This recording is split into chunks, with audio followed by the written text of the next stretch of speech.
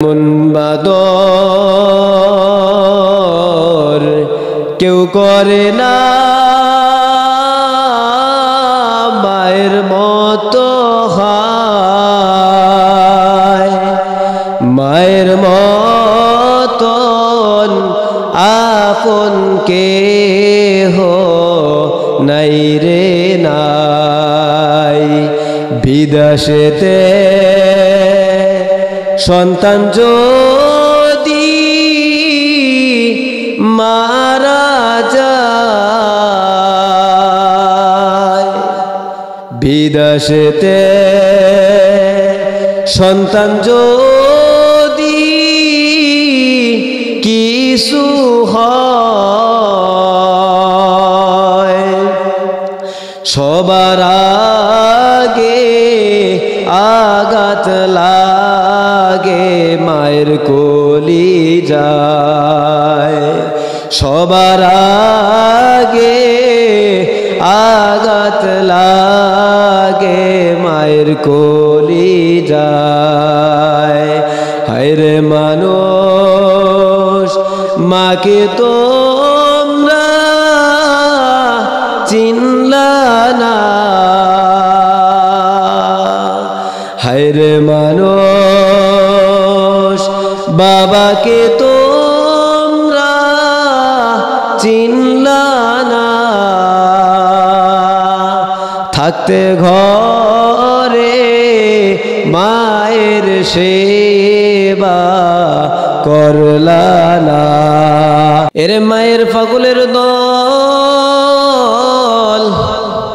মা কেমন জিনিস, মা কি আমানত। পয়গম্বর আরবি সাল্লাল্লাহু আলাইহি ওয়াসাল্লামকে এক সাহাবী জিজ্ঞাসা করতেছেন, ও পয়গম্বর আমি দুনিয়াতে খিদমত করব কার? পয়গম্বর বলেন তোমার মায়ের। আবার জিজ্ঞাসা করলেন পয়গম্বর তারপরে কার? পয়গম্বর দ্বিতীয়বারও বললেন তোমার মায়ের। তৃতীয়বার আবার জিজ্ঞাসা করছিল পয়গম্বর তারপরে আমি খিদমত করব কার?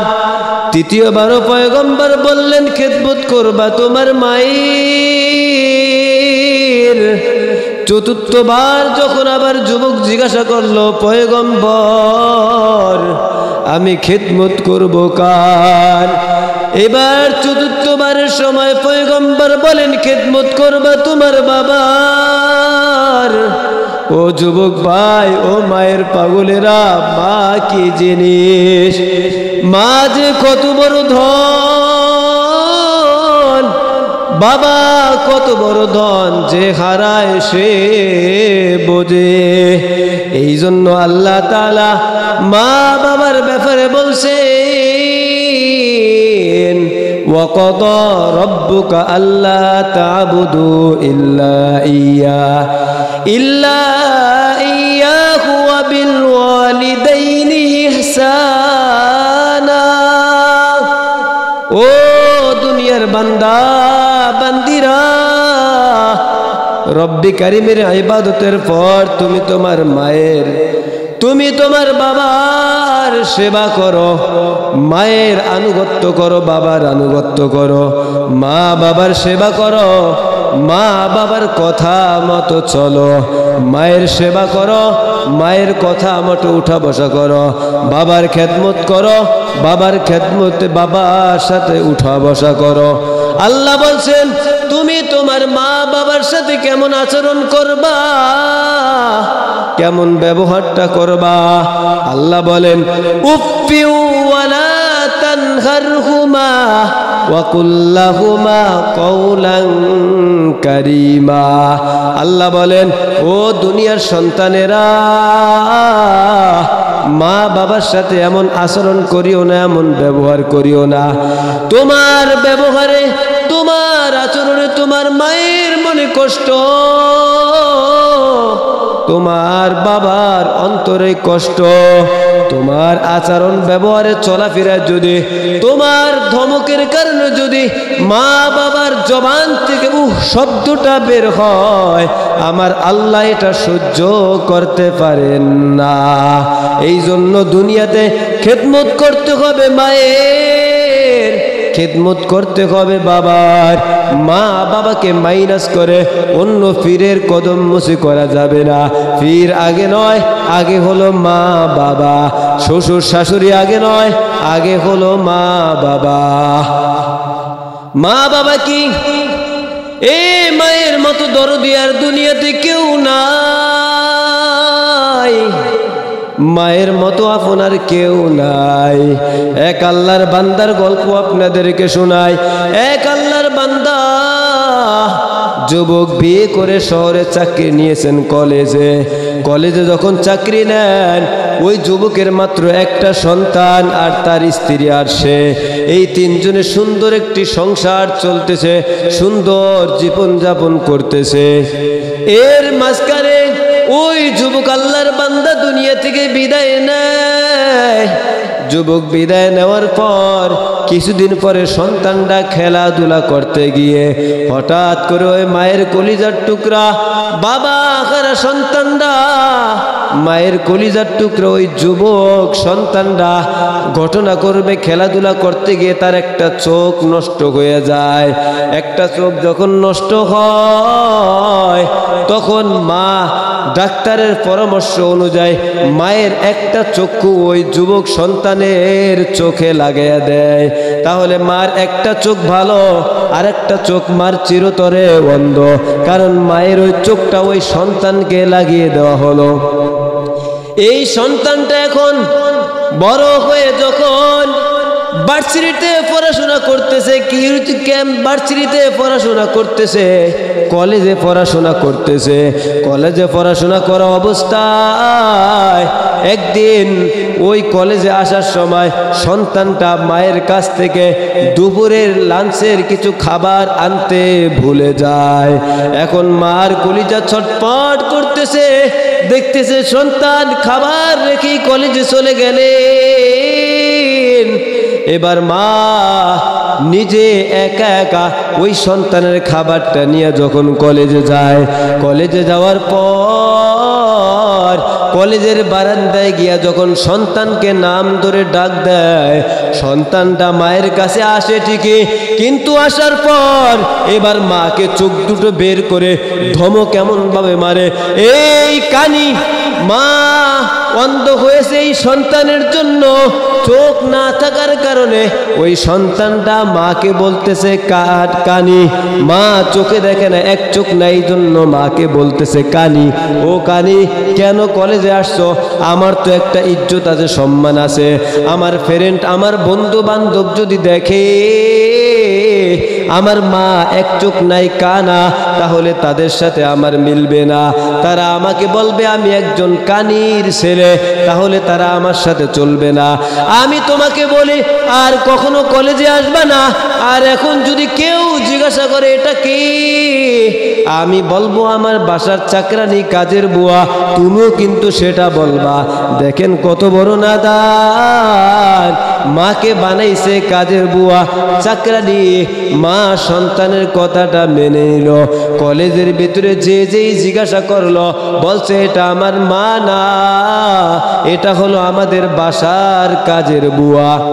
মা কাজের বুয়া, সন্তান বলছে এই উপাধি নিয়ে বাড়িতে যায়, আর মায়ের চোখ থেকে টপ টপ করে পানি বের হয়। কিন্তু আল্লাহর কি হুকুম, কিছুদিন পরে বা কয়েক মাস পরে ওই সন্তানটা কলেজের ভিতরে এত ভালো সুন্দর একটা ছাত্র, পড়াশোনায় সর্বাধিক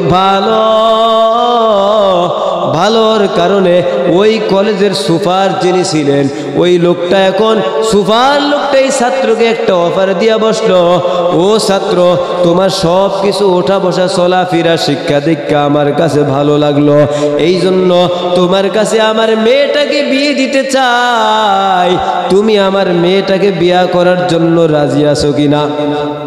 এবার সন্তান বলল, হ্যাঁ স্যার, আপনার মেয়েকে যদি আমি একজন গরিবের সন্তান আমার কাছে যদি বিয়ে দেন আমি এতে রাজি, কোনো কথা নাই। এবার স্যার বলতেছে, তাহলে তোমাদের বাড়িতে গিয়ে আমি কথা বলবো তোমার মা বাবার সাথে। এবার সন্তান বলতেছেন, না, আমার মা বাবা একজনও বাড়িতে থাকে না, তারা থাকে দূরে প্রবাসে। এবার বলছে, ঠিক আছে, তাহলে তাদের সাথে যেই কোনো কায়দায় কথা বলা যায় বলো, কোন কায়দায়? বলছে, না, তাদের সাথে কথা বলার দরকার নাই, আমি রাজি, আপনার মেয়েকে বিয়ে করব, আপনি বিয়ে আমার সাথে দিয়ে দেন। এবার স্যার যখন রাজি হয়, রাজি হওয়ার পর স্যারের মেয়েটা তার কাছে দেয়। ঘটনা করবে আবার স্যারের উসিলা করে স্যারের যে কোনো কায়দায় স্যার এই তার মেয়েটার স্বামী, তার ছাত্র, একে আবার আর একটা স্কুলে, শহরের একটা স্কুলে তার প্রাইমারিতে চাকরি হয়। প্রাইমারিতে যখন যুবকের চাকরি হয়, চাকরি হওয়ার পর ওই অন্ধ মাটার কোনো খোঁজ খবর না নিয়া অন্ধ মাটাকে বাড়িতে ফেলে রেখে স্যারের এই মেয়েটাকে নিয়ে আসে শহরে চলে যায়। শূন্য ফ্ল্যাট বাসায় থাকে, জীবনযাপন করে আর প্রাইমারিতে চাকরি করে। কিন্তু আল্লাহর কি নীলা খেলা, কয়েক মাস যেতে না যেতে ওই সন্তানের এমন একটা মারাত্মক রোগ হয়, তার সমস্ত শরীরটা যখন রোগের কারণে, ঘায়ের কারণে ক্ষত হয়ে নষ্ট হয়ে যায়, শরীরের গোস্তগুলা, চামড়াগুলা। এখন ওই তার স্যারের মেয়েটা, তার আপন স্ত্রী, কয়েকদিন সহ্য করার পর আর যখন সহ্য হয় না, এবার তাকে ওই শহরে ফেলে, এবার তাকে তার স্বামীকে শহরে ফেলে ওই তার স্ত্রী গ্রামের বাড়িতে চলে আসে, তার বাবার বাড়িতে। মায়ের সন্তানটা অসহায়, যখন স্ত্রীটা তার স্বামীকে ফেলে, মায়ের আদরের সন্তানটাকে ফেলে যখন বাপের বাড়িতে চলে আসে, তখন মায়ের কলিজায় একটা আঘাত লাগে। কারণ মা এমন একটা জিনিস, এমন একটা সম্পদ, দুনিয়ার কেউ না জানতে আগে কলিজায় আঘাত লাগে মায়ের। এমন বাদর কেউ করে না মায়ের মতো হয়, মায়ের মতন আপন কেহ নাই রে নাই। বিদেশেতে সন্তান যদি মারা যায়, বিদেশেতে সন্তান যদি কিছু হয়, সবার আগে আঘাত লাগে মায়ের কলিজায়,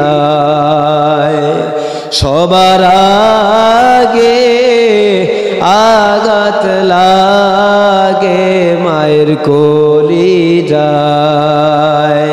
হায়রে মানুষ, মাকে তোমরা চিনলা না, হায়রে মানুষ, বাবাকে তোমরা চিনলা না। থাকতে ঘরে মায়ের সেবা করলা না, তাহলে দুনিয়ার পশু পাখি কেউ জানে না, সবার আগে কিন্তু আঘাত লাগে মায়ের কলিজায়। এবার মা আশেপাশের ঘরের লোকজনদেরকে ডেকে ডেকে বলতেছে, ও আমার পাশের ঘরের ভাই, আমার কলিজায় কেমন যেন ছটফট করতেছে। আজকে কত বছর সন্তানের মায়ের ডাক আমি শুনি না, সন্তান কোথায় আছে জানি না, তবে শুনছি আমার সন্তান নাকি শহরে চলে গেছে। তোমরা কেউ যদি আমার সন্তানের একটু সন্ধান দিতা, তাহলে আমি মা আমার সন্তানকে এক নজর দেখতাম। যাই হোক, ঘটনাক্রমে মা কিন্তু সন্তানের খবর পাইল। ওই সন্তানের খবর পাওয়ার পর মা এবার ওই সন্তানের কাছে যখন যায়, সন্তানের অসুস্থতা হওয়ার কারণে তার স্ত্রী তাকে ছেড়ে চলে যায়, বন্ধু বান্ধব কেউ পাশে নাই, সবাই তাকে ছেড়ে চলে যায়, সবাই তার থেকে দূরে চলে যায়। আর মা দূর থেকে সন্তানের কাছে আসে। মা আসার পরে এবার সন্তানের কোনো রকম যখন হুঁশ ফিরে যখন মার জবান দিয়ে বলল, সন্তান আমি তোর মা, তোর কাছে এসেছি। এই কথা বলার পরে সন্তান হাত দিয়ে মাকে জড়িয়ে ধরল। মা তার সন্তানকেও জড়িয়ে ধরল। দেখেন তার শরীর থেকে পচা ঘেরা গন্ধ, এই গন্ধর ঘেরার না সইতে পেরে স্ত্রী চলে গেল। যাকে এত আদর করলো, সোহাগ করলো, সুন্দর সুন্দর খানা খাওয়াইলো, আর যেই মাকে যেই স্ত্রীর জন্য ছেড়ে দিল, ওই অন্ধ মা আজকে সন্তানের কাছে চলে আসলো। এবার সন্তানের কাছে আসার পর মা আল্লাহর কাছে দুটা হাত তুলে বলতেছে, ওগো আল্লাহ, আমার সন্তান এমন অসুস্থ হবে এটা আমি সহ্য করতে পারবো না রে আল্লাহ। আবার দুটা চোখের একটা চোখও নাই, আমি আল্লাহ তোমার কাছে মা কয়া ফরিয়াদ করি, আমার সাথে আরেকটা চোখ বাকি আছে, ওই চোখটা তুমি নিয়ে যাও, বিনিময়ে আমার সন্তানকে তুমি সুস্থ করে দাও। এই দোয়াটা যখন সন্তানের জন্য আল্লাহর কাছে করলো মা, ও বাজান বিশ্বাস করেন আর না করেন, ও যুবক ভাইরা বিশ্বাস করেন আর না করেন, কিতাবের কথা, কিতাবের নাম হলো মায়ের চোখ। ওই কিতাবের ভিতরে লেখা হয়, মা দোয়া করতে দেরি, সন্তানের শরীর সুস্থ হতে দেরি হয় না। মা দোয়া করার সাথে সাথে আল্লাহ সন্তানকে সুস্থ করে দেন। এই জন্য নবী আরবি বলেন, দুনিয়ার সকলের দোয়ার মাঝখানে পর্দা থাকি, কিন্তু মা বাবার দোয়ার মাঝখানে কিন্তু পর্দা থাকে না। এই জন্য সদা সর্বদা মা বাবাকে খুশি করে চলতে হবে। আমি বড় আলেম, মা বেজার, আমার আলেমে কাজ হবে না। আমি মক্কা মদিনার ইমাম, আমার মা বেজার, এই মক্কা মদিনার ইমামে আমার কাজ হবে না। আমি বড় পীরের মুরিদ, আমার মা বাবা বেজার, আমার মুরিদে কিন্তু কাজ হবে না। তাহলে সদা সর্বদা আল্লাহর ইবাদতের পর খেদমত করতে হবে, আনুগত্য করতে হবে মায়ের কার। জোরে বলেন, মায়ের কার? মায়ের। মায়ের সেবা করতে হবে, মা বাবাকে রাজি খুশি করতে হবে। মা বাবার রাজি খুশি করলে আল্লাহ স্বয়ং নিজে রাজি হবে। কেন? আল্লাহ রাসূল সাল্লাল্লাহু আলাইহি ওয়াসাল্লাম বলেন, আল জান্নাতু তাহতাল আকদামা উম্মাহা। রাসূলুল্লাহ সাল্লাল্লাহু আলাইহি ওয়াসাল্লাম বলেন, মায়ের পায়ের নিচে কিন্তু সন্তানের বেহেশ। এই জন্য যুবক ভাই, যাদের ঘরে মা বাবা আছে, খবরদার মা বাবার সেবা করো। বেয়াদবি করলে থাকলে আজকে এই মাহফিল থেকে গিয়া ওই মা বাবার পায়ে হাত রেখে একটু ক্ষমা চাও। মা বাবা যদি তোমাকে ক্ষমা করে দেয়, আল্লাহ তোমাকে ক্ষমা করে দিবে।